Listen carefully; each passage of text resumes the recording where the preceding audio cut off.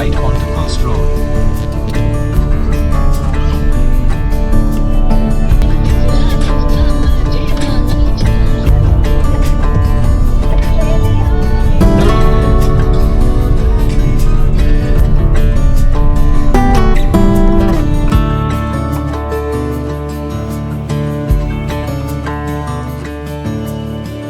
Well hello and welcome back to my YouTube channel trip blogger और a new video. आज हम लोग northern island के एक नए टूरिस्ट डेस्टिनेशन पे हैं, that is called giants causeway. ये एक क्लिफ है और यहाँ पे गाइडेड टूर होता है और विजिटर सेंटर भी है। अभी इसको एक्सप्लोर करते हैं और देखते हैं कि इस प्लेस की खासियत क्या है। इस पर कुछ तो नेशनल हेरिटेज का दर्जा मिला हुआ है। इसके लिए पूरी हिस्ट्री यहाँ पे डिस्प्ले में है, तो अभी इसको मैं एक्सप्लोर करता हूँ पहले। ये एक वॉकिंग ट्रेल है और इस वॉकिंग ट्रेल पे आपको बहुत सारे फूल पत्ती और बहुत सारे बर्ड्स के नेस्ट देखने को मिल सकता है।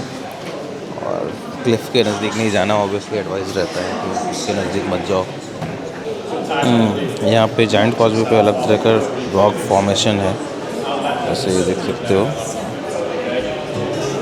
सोचो एक ऐसी जगह जहां समंदर की मीठी ठंडी हवा पुरानी कहानियों के साथ बहती है, जहां जमीन पर पत्थर नहीं बल्कि एक अलग ही दुनिया का रास्ता बना हुआ है। Welcome to Giant's Causeway, Northern island की एक ऐसी खूबसूरत और मिस्टीरियस जगह जो देखने में लगती है जैसे किसी आर्टिस्ट ने हाथ से तराश कर बनाई हो। इस जगह के पीछे एक बहुत ही मशहूर मिथ है। कहानी कहती है कि हजारों साल पहले आयरिश जायंट फिन मैकॉल ने स्कॉटलैंड के जायंट से लड़ने के लिए समंदर के बीच में एक रास्ता बनाया था। लेकिन सच क्या है? क्या ये सच में किसी जायंट का बनाया हुआ रास्ता है या फिर नेचर का कोई यादगार चमत्कार? साइंस हमें एक अलग कहानी बताती है। लगभग 6 करोड़ साल पहले यहाँ जमीन के अंदर बहुत बड़ा वोल्केनिक इरप्शन हुआ था। मॉल्टेन बसाल्ट लावा जब बहकर आया और धीरे धीरे ठंडा हुआ तो कॉन्ट्रैक्ट होने की वजह से इसमें जियोमेट्रिक क्रैक्स पड़ गए और इसी नेचुरल प्रोसेस की वजह से बने ये 40,000 से भी ज़्यादा परफेक्ट हेक्सागोनल कॉलम्स जो आज यूनेस्को वर्ल्ड हेरिटेज साइट का हिस्सा है। आप इसे साइंस की एक कमाल की रचना मानो या फिर पुरानी कहानियों का एक मिथिकल पैसेज, जायंट्स कॉजवे हमें ये याद दिलाता है कि ये ज़मीन कितनी खूबसूरत और बेमिसाल है। अगर आप कभी नॉर्दर्न आइलैंड आएँ तो इस जगह के पत्थरों पर चलकर वक्त को महसूस करना मत भूलिएगा।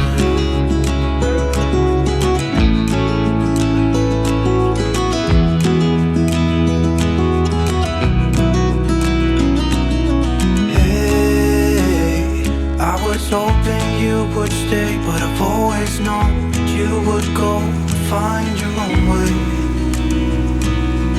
I still see when we climbed up in those trees, 12 years old, to feel the wind and watch the river run, and the sun would always shine when we sat there, you and I. The river's gonna cry when you're gone, gone, gone, gone. The river's gonna cry when you're gone, gone, gone, gone. The river's gonna cry when you're gone, gone, gone, gone. The river's gonna cry when you're. River's gonna cry when you're. River's gonna cry when you're gone. It's gonna cry, it's gonna cry.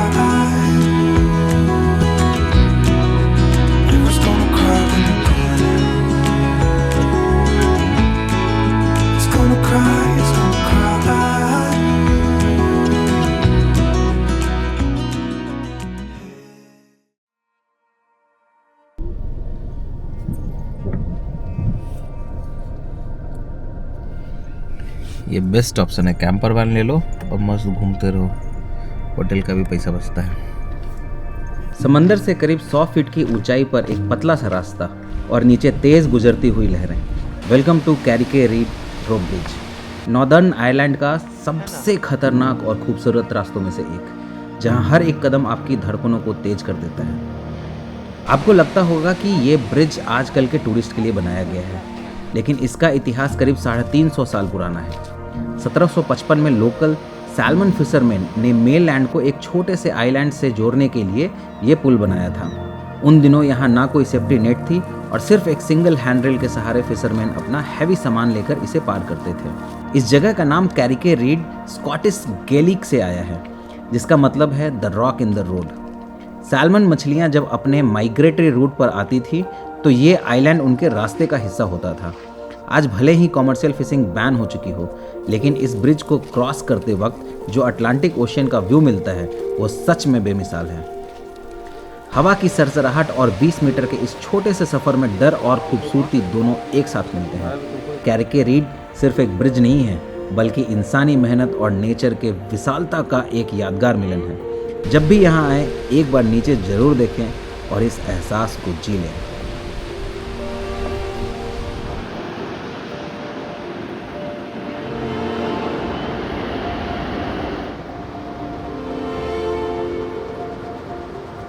कैरिके read उस island का नाम है और अभी हम लोग northern island mainland पे हैं। और कैरिके रीड कुछ ख़ास नहीं है, रोप ब्रिज है बेसिकली, और इसे फिशरमैन्स ने बनाया था फिशिंग के लिए, ताकि ऊपर से देखते थे नीचे कि सैल्मन किधर ट्रैवल कर रहा है। ये हमारे भारत में जैसे ग्लास ब्रिज है, जैसे हमारा भारत तरक्की कर गया तो वहाँ ग्लास ब्रिज है, यहाँ अभी भी रोप ब्रिज से काम चलता है।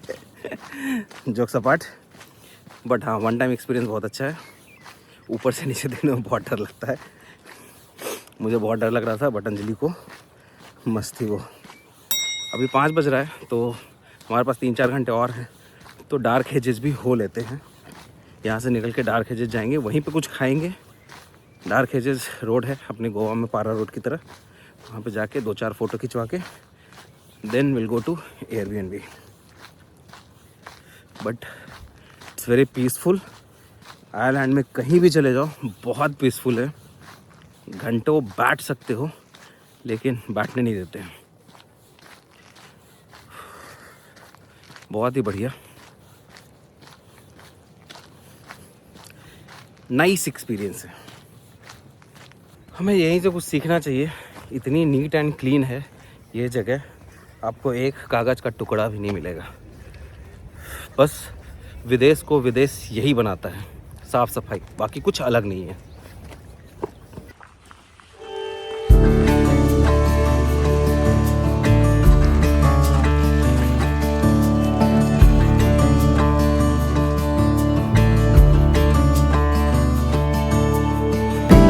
अब मुझे यहाँ से ना लौट करके पक्का गेम ऑफ थ्रोन्स देखना पड़ेगा पूरा।